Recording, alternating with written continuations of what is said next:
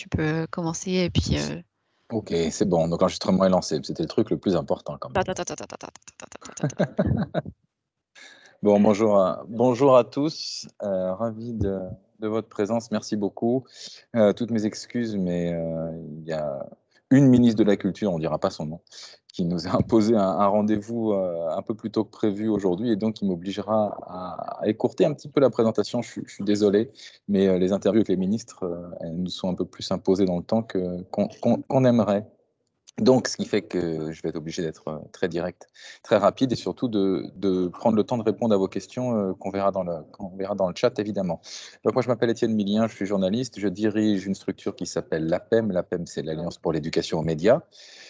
Et l'Alliance pour l'éducation aux médias, eh bien, on s'occupe d'éducation aux médias au nom de la presse écrite. C'est une structure fondée par les journaux de presse écrite nationaux et régionaux. On a 3 axes de travail: l'éducation aux médias à destination des jeunes publics. On est déjà très présent auprès du monde enseignant avec plein d'interventions par an, mais surtout avec la semaine de la presse à l'école et maintenant des formations pour les stages de 3e. On s'intéresse au public adulte puisqu'on se dit que des enfants formés aux médias, grâce aux enseignants, grâce à la presse, grâce à tous les intervenants, c'est super, mais si les parents rentrent de manif en disant c'est que des mensonges, il faut quand même qu'on se préoccupe aussi d'éducation aux médias des parents, ça fait partie de nos activités. Et enfin, on s'intéresse à la formation des journalistes pour l'éducation aux médias, puisque on est persuadé que c'est quelque chose qu'on doit co-construire, qu'aucun d'entre nous n'a la vérité pure, mais qu'on peut s'appuyer les uns sur les autres. Voilà. Pour ça, on a monté un programme qui s'appelle Reporter, qui est un concours à destination du monde scolaire dont je vais vous parler là maintenant. C'est un concours donc, qui entre dans sa 2e année, qui est lancé le 1er décembre prochain, donc après-demain, ou quasiment après-demain, et qui est un concours de reportage qui se veut le reflet un peu de ce qui se fait dans le monde médiatique aujourd'hui. Le but du jeu, c'est de mettre des élèves en situation de création de reportage, donc création d'informations, pour qu'ils eux-mêmes soient confrontés directement à ce que ça représente de ramasser, organiser, vérifier, contrôler, diffuser l'information. Pour ça, on a choisi un thème qui est un thème très technique, très peu facile à manier en soi, parce qu'il n'est pas sexy pour un sou au départ, c'est celui de l'Europe.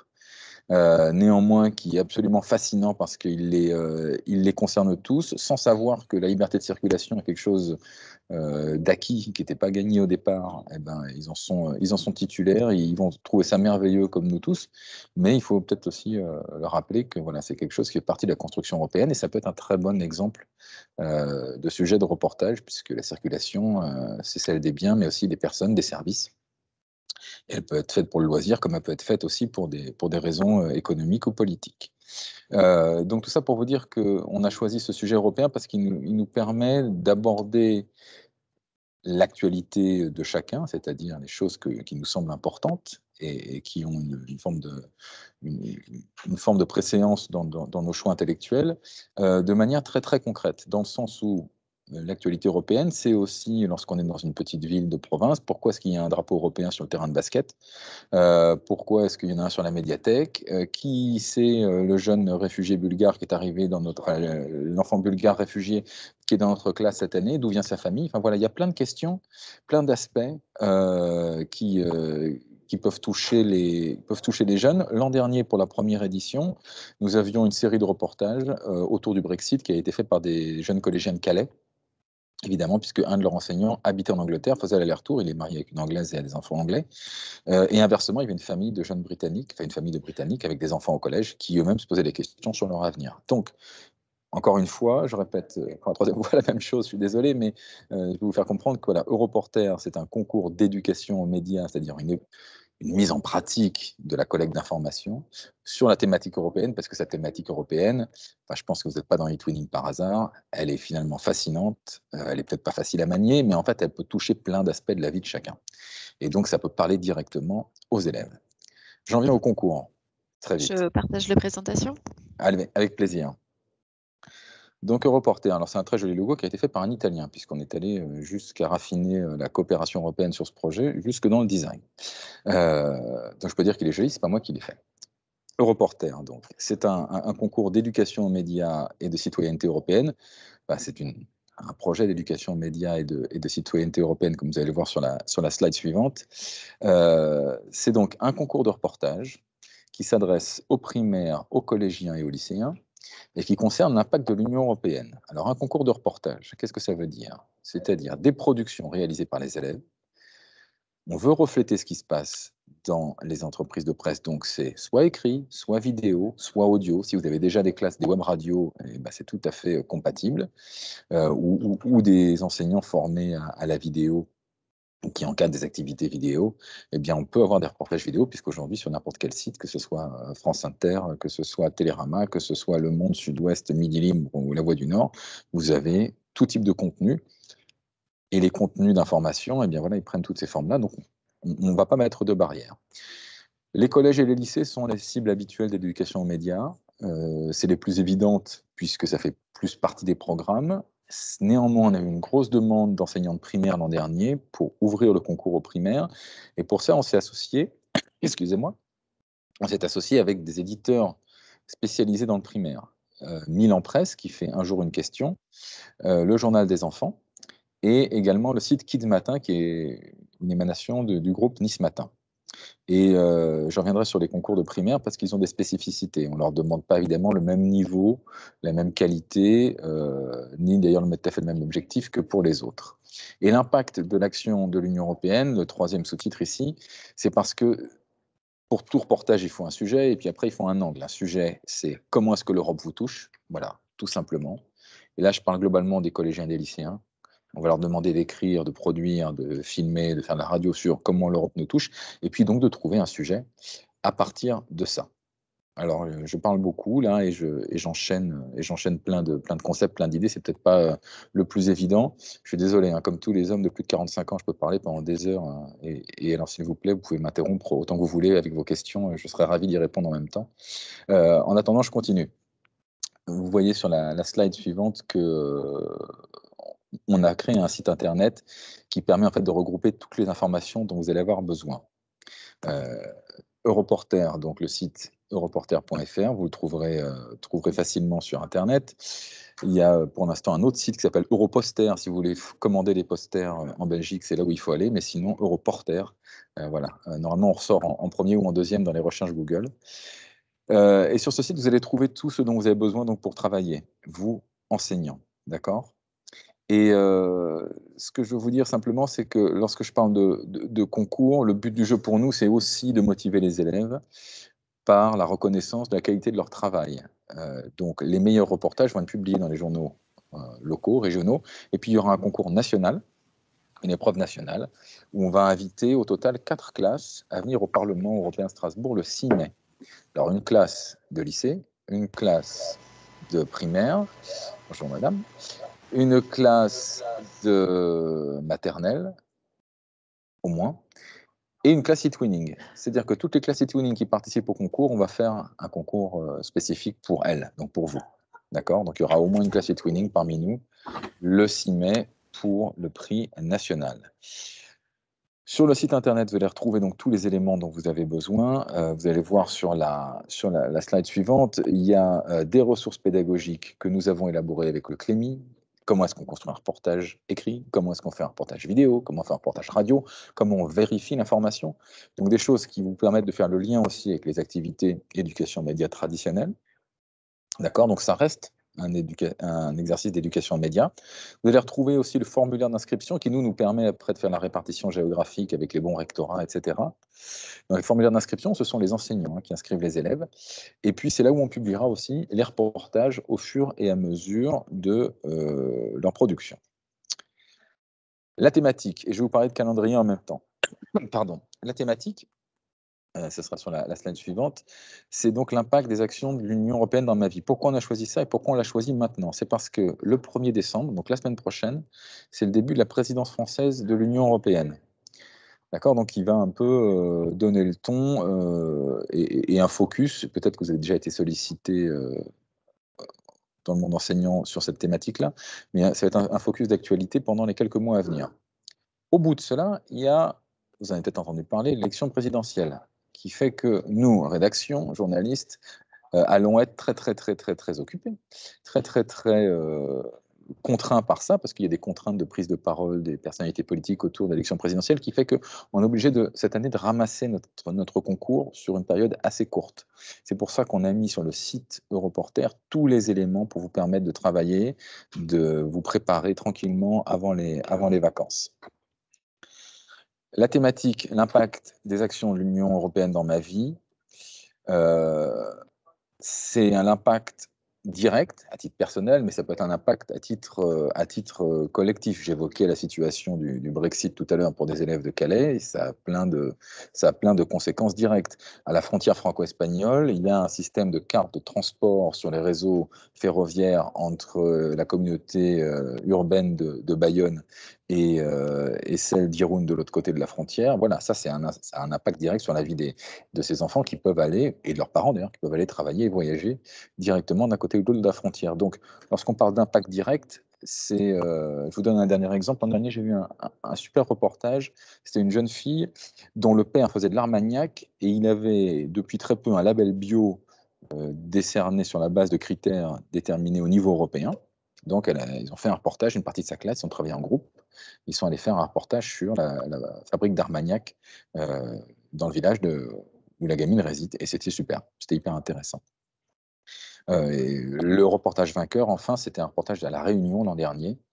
Et là, on avait un reportage en vidéo sur une passe à poissons pour protéger une espèce particulière sur une sorte de barrage, en fait. D'accord. Donc, c'était un impact direct, si vous voulez, sur la vie de ces jeunes en termes d'environnement, en termes de protection de l'environnement. Voilà, grâce à l'Europe, on pouvait, en l'occurrence là, continuer à protéger une espèce endémique et qui avait son importance pour l'écosystème local.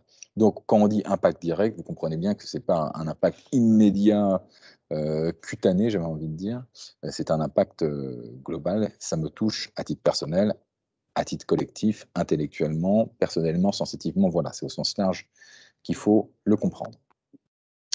Vous allez voir sur la slide suivante, donc le détail de ce qui concerne les primaires. Je suis désolé, je suis un petit peu malade et je vais devoir tousser. Alors, je vais couper mon micro une seconde et je reviens.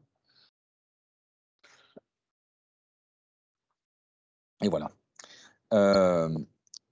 L'Union européenne, l'impact de l'Union européenne dans ma vie pour des primaires, on s'est dit que c'était quand même pas le truc le plus facile à manier.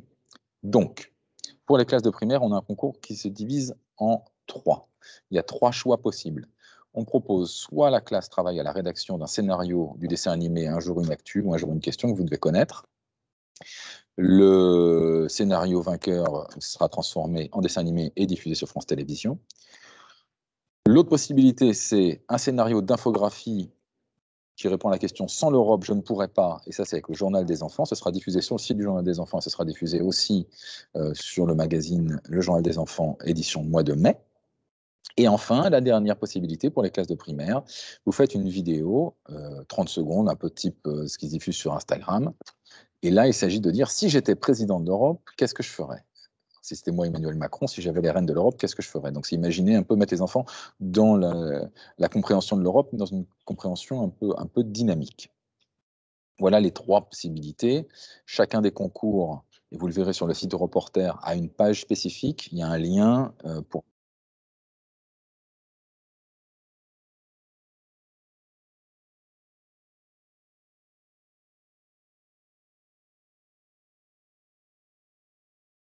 Alors, nous semble avoir perdu brièvement notre invité. Étienne, est-ce que tu nous entends?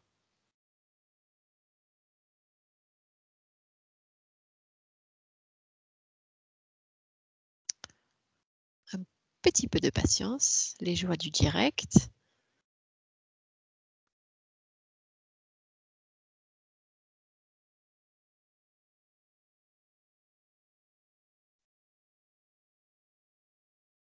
Je vais lui envoyer un petit message.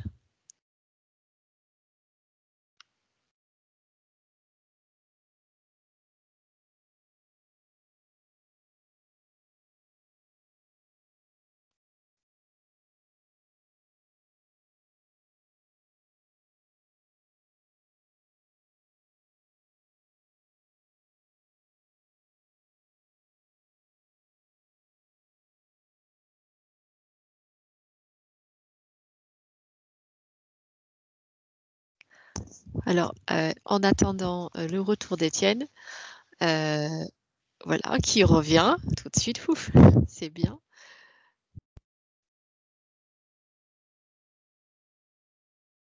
Oui, c'est un problème. Bon. Je suis revenu, excusez-moi.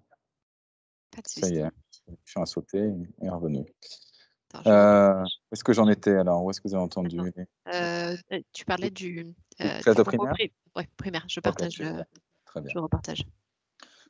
Donc pour le concours de primaire, ce que je vous disais, pardon, avant l'interruption, c'est que ce sont des gens donc, qui travaillent avec des classes de primaire toute l'année, vous les connaissez. Et donc sur notre site, sur Europorter, vous irez voir, dans le règlement, il y a des liens vers chacune de leurs pages de présentation. Chacun a fait sa version de présentation du concours Europorter pour être sûr que les gens qui sont habitués à leur mode de fonctionnement, voilà, ne soient pas perdus. Il y a certainement des gens parmi vous qui ont déjà travaillé, par exemple, avec Un jour une actu. Ben voilà, ils ont recréé un espace Europorter avec leur environnement, comme ça vous serez dans le même espace. Donc voilà les options. Collège, lycée, d'un côté, les reportages un peu classiques, et puis primaire, de l'autre, une demande un peu particulière. Maintenant, alors je vais vous faire bondir sur vos chaises, parce que je vous parlais du calendrier, mais je vous confirme que nous avons tout fait pour que dès juin dernier, toutes les informations soient transmises. Ça n'a pas été le cas. Elles le sont depuis le début de l'année autour de Reporters. Donc encore merci à Elisabeth de nous aider voilà, à vous parler parce que c'est difficile d'avoir tous les gens intéressés. Donc on a un calendrier, Elisabeth, si on peut le montrer, c'est la slide suivante, qui est assez ramassé. À partir du 1er décembre, vous pouvez vous inscrire. Ce que ça veut dire pour les enseignants, ça veut dire que vous avez un mois tranquillement pour aller sur le site et regarder comment ça marche. Et si vous avez compris en 1 heure, eh ben, vous pouvez commencer à lancer les reportages tout de suite, il n'y a pas de problème. Le but du jeu pour nous, c'est de mettre les reportages sur le site au mois de mars, début mars. Alors, vous êtes en train de calculer dans vos têtes, moins les vacances de Noël et février, ça fait plus que 5-6 semaines de production. C'est bien, c'est très court, mais à cause de l'élection présidentielle, on est obligé donc de raccourcir un peu cette année et on veut pouvoir publier les palmarès pour la semaine de la presse à l'école, parce qu'on pense que ça valorise aussi le travail des enfants et ça motive un peu mes collègues journalistes aussi d'avoir tout sur un même événement. Pardon. Donc, rapidement, 1er décembre, vous pouvez vous inscrire. C'est pas moi qui vous l'ai dit, mais il y a déjà des enseignants qui sont inscrits sur notre site. Voilà. Donc, quand ça vous intéresse, vous allez dessus. Mais surtout, vous prenez bien le temps de regarder tout ce qui est détaillé. Il y a l'adresse mail et je vous répondrai, ou mon assistante répondra si vous avez des questions techniques, bien sûr. Ensuite, vous construisez les reportages. Et encore une fois, il y a des fiches pédagogiques pour savoir comment construire les reportages. Il y a des fiches qu'on a faites avec le Clémy, donc elles sont destinées à des enseignants. On publie les reportages sur le site. Tout le monde donc doit remplir sa petite fiche. Alors, publication des reportages sur le site, c'est pas le reportage en entier. Si vous faites, par exemple, une web radio, un reportage radio, on ne va pas héberger, nous, tout votre reportage radio. On va vous demander une fiche dans laquelle il y aura le titre, le nom de la classe, l'accroche du reportage, donc vous prenez un extrait du texte, et puis le lien vers le SoundCloud, par exemple, que vous avez utilisé avec une photo d'illustration, ce qui nous permet, nous, après, de présenter tout de la même manière. Et ça évite les différences ou les sites un peu trop lourds. On fera un palmarès au niveau de chaque académie le 15 mars, et on fera un palmarès national qui sera rendu donc le 24 mars 2022 pendant la semaine de la presse à l'école, et on se retrouve le 6 mai au Parlement européen pour les prix nationaux, pour les 4 classes en question. D'accord? Maintenant, je vous parle sur la slide suivante exactement de ce que vous allez trouver sur le site, parce que c'est assez important. Le formulaire d'inscription, bien sûr, c'est indispensable. Les fiches pédagogiques. Et surtout, on a un partenariat cette année avec touteleurope.eu. Je ne sais pas si vous les connaissez. Touteleurope.eu, donc c'est des gens dont le métier est de faire de la pédagogie et de l'information sur l'Union européenne. Eh bien, on a un partenariat et ça va être en ligne à partir de la fin de semaine. Vous allez avoir un lien entre les programmes scolaires et des fiches d'information sur l'Europe. C'est-à-dire qu'on a repris j'ai repris pendant une bonne dizaine de jours au mois d'août toute la publication de la DGESCO sur comment traiter de l'Europe dans les programmes scolaires par niveau. Et là, on a créé des liens, des passerelles vers des fiches d'information du site touteleurope.eu pour vous permettre aussi de pouvoir naviguer en fonction de vos programmes, parce qu'on a bien conscience que vous avez une année scolaire à mener. Et le but du jeu, c'était de dire, voilà, en philo, en terminale, peut-être qu'on peut aller là-dessus. En seconde technologique, il y a telle thématique qui effectivement pourrait être accrochée à ça. De mémoire, je ne sais plus, mais je sais qu'il y a une thématique autour des frontières, par exemple. Bon, il y a une série de fiches de toute l'Europe.eu qui est consacrée aux frontières. Voilà pour la présentation. Elisabeth, si on peut montrer rapidement le site internet, et après je vais bien répondre à vos questions. Sur le site internet, donc Europorter, on a intégré également cette année un espace de publication de toute l'Europe.eu. Donc voilà, ça c'est le site. Merci, on peut dérouler. Hein. Il est fait comme vous pouvez le regarder sur vos téléphones portables. Il est fait effectivement pour être visité comme un site un peu moderne. Ce sont mes amis italiens qui ont fait donc le design. Si c'est très joli, c'est eux qu'il faut applaudir. C'est très joli. On a mis en jaune la phase d'inscription. Vous voyez, comme ça, vous ne pouvez pas vous planter. Il n'y a pas d'excuse, merci. Et puis, le détail est là. Voilà, on explique comment faire un reportage. On essaie de vous tenir la main au maximum. Après, il y a par catégorie. Et puis, il y a toujours cette thématique de vérification de l'information. Là, c'est une fiche que j'ai demandé au Clémy cette année, qu'on nous rajoute ici pour que, voilà, si jamais vous travaillez justement sur l'information et les fausses informations, ça peut être une façon de rentrer dans le sujet. Là, pour le coup, c'est quasiment textuellement la fiche du Clémy qui est publiée. Et vous allez voir en dessous, vous allez voir en dessous une fiche consacrée à la politique de cohésion et une autre sur les institutions européennes. Ça peut être aussi une porte d'entrée pour vous, pour aborder la question européenne, surtout qu'il y a cette thématique de la présidence française. Et enfin, donc, on arrive sur l'espace où il y a toute l'Europe.eu, et là, il y a de l'actualité, il y a de l'information tous les jours, il y a des podcasts, il y a une revue de presse. Ça peut être aussi une autre porte d'entrée si vous voulez parler d'actualité européenne, enfin parler d'Europe avec eux, et les amener vers le reportage ou vers les épreuves pour les classes de primaire. Il y a des choses qui sont tout à fait accessibles et qui sont faites justement pour être comprises et vues par le grand public. Donc voilà pour la présentation globale du site et du concours. Est-ce que vous avez des questions?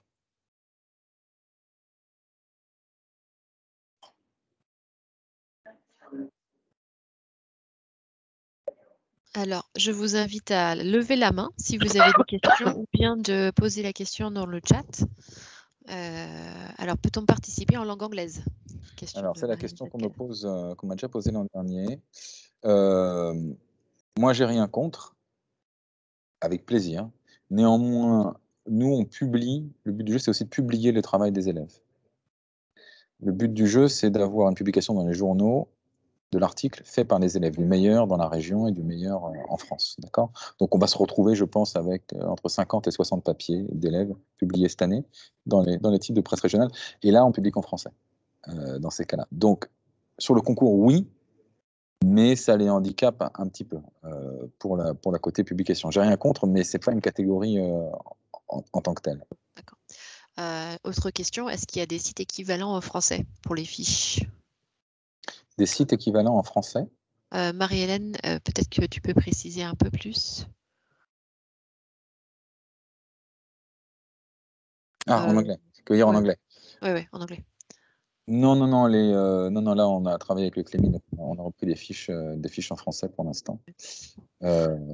Mais il y a moyen, alors c'est une conversation que j'ai déjà eue l'an dernier, et c'est une super préoccupation.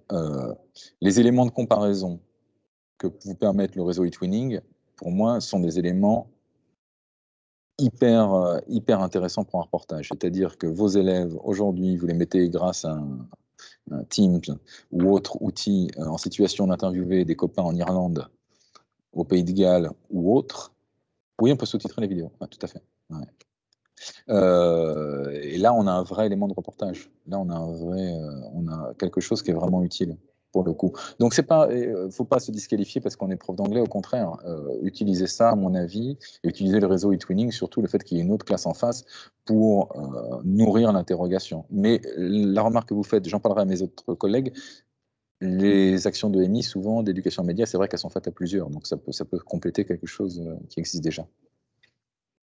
Alors, il y a des sous-titrages.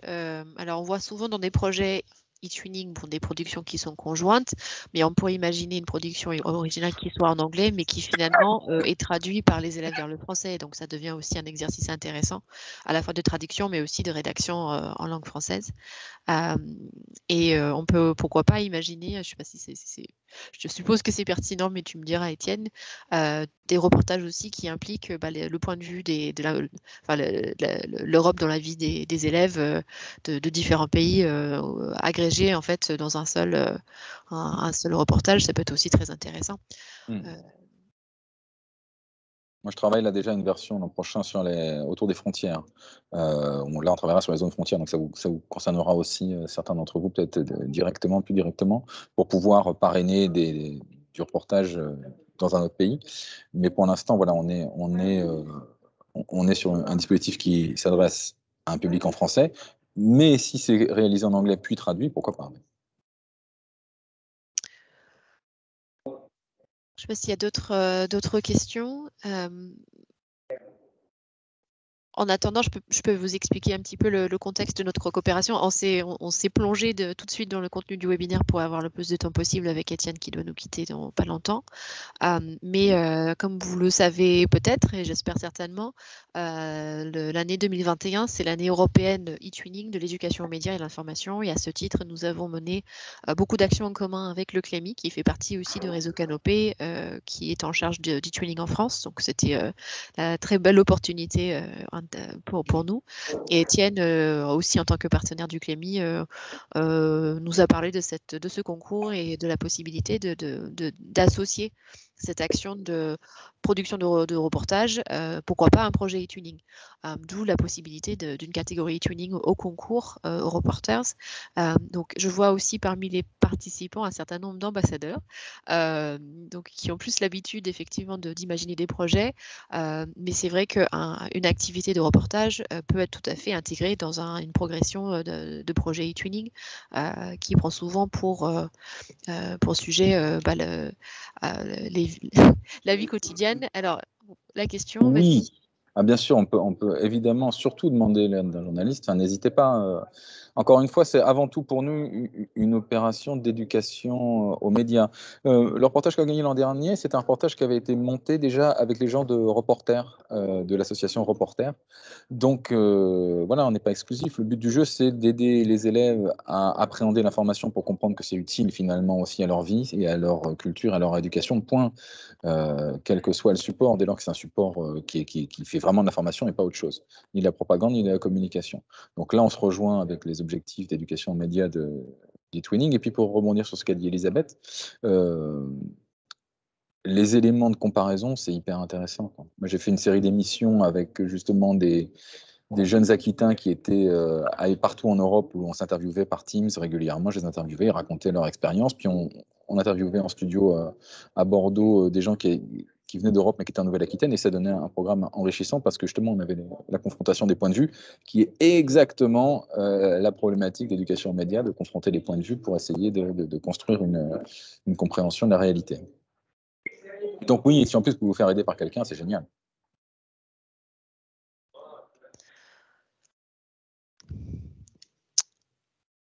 Alors, peut-être avant que tu nous quittes, Étienne, s'il y a des éléments pour approfondir ou des informations que tu n'avais pas partagées directement dans la présentation. Non, mais surtout, vous n'hésitez pas à bien regarder sur le site, il y a l'adresse internet de la PEM et vous pouvez poser les questions là directement. J'en ai déjà eu des gens qui étaient en avance, disant « Ah, les liens ne marchent pas pour aller sur un jour une question et autres, etc. » Bon, ils vont marcher pour le 1er décembre, c'est sûr. On était en phase de construction du site. Mail dans le chat. Sinon, alors l'adresse, elle est là. Je vous la remets. Ça sera fait. Ça, c'est celle. Hop. OK. On estime cette année, enfin, on espère surtout, pas estime, mais on espère avoir plusieurs centaines de classes qui participeront. Donc, je ne dis pas que je répondrai à tout le monde dans la minute. Mais je préfère échouer parce qu'il y a un excès de participants plutôt que par mon incapacité à vous répondre. Normalement, vous avez déjà beaucoup d'éléments sur le site europorter.fr. Vous pouvez vraiment répondre à tout. Et donc, il faut comprendre aujourd'hui comme à la fois une information générale sur le concours Reporters et aussi un appel pour ceux qui se sentent en mesure de faire la démarche d'associer cette activité à un projet e-tuning que vous avez déjà en cours, pourquoi pas, voilà, pour enrichir un petit peu l'activité, ou bien si vous avez la possibilité de faire un projet court avec un partenaire que vous connaissez déjà ou que vous êtes en mesure d'aller chercher sur la plateforme eTuning Live, c'est vrai que c'est une belle occasion. À chaque fois qu'on peut valoriser le travail des élèves et les emmener dans un dispositif qui est concret, qui a du sens et qui est fait en lien, en réseau et avec une reconnaissance en plus très publique, c'est toujours gratifiant pour eux, très valorisant. Donc je ne peux que vous encourager d'une part à participer au concours, mais aussi à voir de quelle manière vous pouvez mobiliser vos compétences e-twinner dans cet objectif.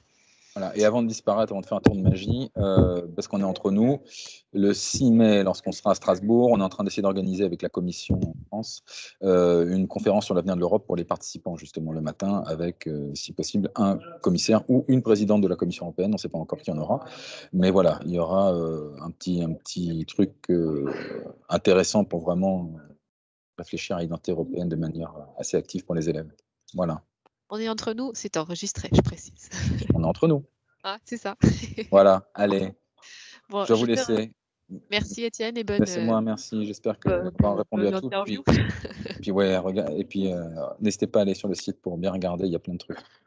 C'est parfait. Bon, Bon après-midi. Bon après-midi. Au revoir. Je reste en ligne quelques minutes s'il y a des questions supplémentaires relatives à eTuning, mais dans tous les cas, je vous remercie toutes et tous de votre présence. Vous aurez l'enregistrement par la suite et en même temps, on pourra vous communiquer le support de présentation et les liens qui ont été évoqués durant le webinaire. Court, mais tout à fait efficace, comme avait prédit Marie-Hélène. Excusez-moi, j'ai une question. Oui. Est-ce que vous m'entendez? Oui. En fait, donc là, ce que je comprends, c'est qu'il y aura 4 classes qui vont assister au Conseil de l'Europe, non, le Parlement européen, pardon, le 6 mars. Et donc, pour les autres classes, ce serait la publication de leurs travaux, c'est ça? Parce qu'en fait, les élèves, forcément, ils vont vous dire « Ah, mais qu'est-ce qu'on va… C'est un concours, donc on sera primé comment ?» Enfin, je veux dire, juste pour les encourager, évidemment. Et les élèves, alors du coup, je ne souhaite pas trop m'avancer puisque c'est Étienne qui maîtrise, mais oui, c'est la question, mais il partait donc. C'est le 6 mai, il ne me semble pas le 6 mars, en fait. Ça, le 6 mai, oui, pardon, oui. Je pense que la première phase, effectivement, c'est la participation et la publication de toute façon de leur reportage. Moi, je dirais que la première chose à valoriser, c'est que leurs travaux seront rendus publics dans tous les cas, et ça, c'est vous qui faites. Ça, c'est vous qui faites et vous l'entrez dans un concours. Vous pouvez aussi informer, et ça, c'est une démarche qu'on encourage vraiment auprès des enseignants plus largement, de contacter. Là, du coup, c'est presque une démarche méta, mais vous pouvez aussi informer vos journaux locaux que vous êtes engagés dans ce concours et le travail en soi que les élèves réalisent peut être l'objet aussi d'un petit reportage dans la presse locale. C'est vrai que n'importe quel projet qui sort du lot et qui est positif, ça intéresse justement le Centre Presse, la Nouvelle République, parfois le 7 Poitiers, enfin les petits journaux auxquels on ne pense pas forcément. Ils sont toujours à la recherche de sujets. L'éducation est toujours porteur. Des élèves qui font quelque chose qui sort de l'ordinaire est vraiment porteur aussi. Donc ça, c'est une piste aussi.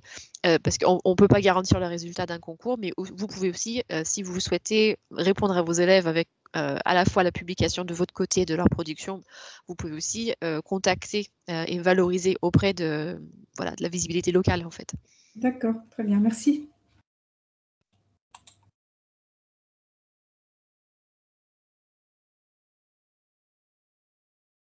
Bon, je vais arrêter l'enregistrement, mais si vous avez d'autres questions, je suis toujours là.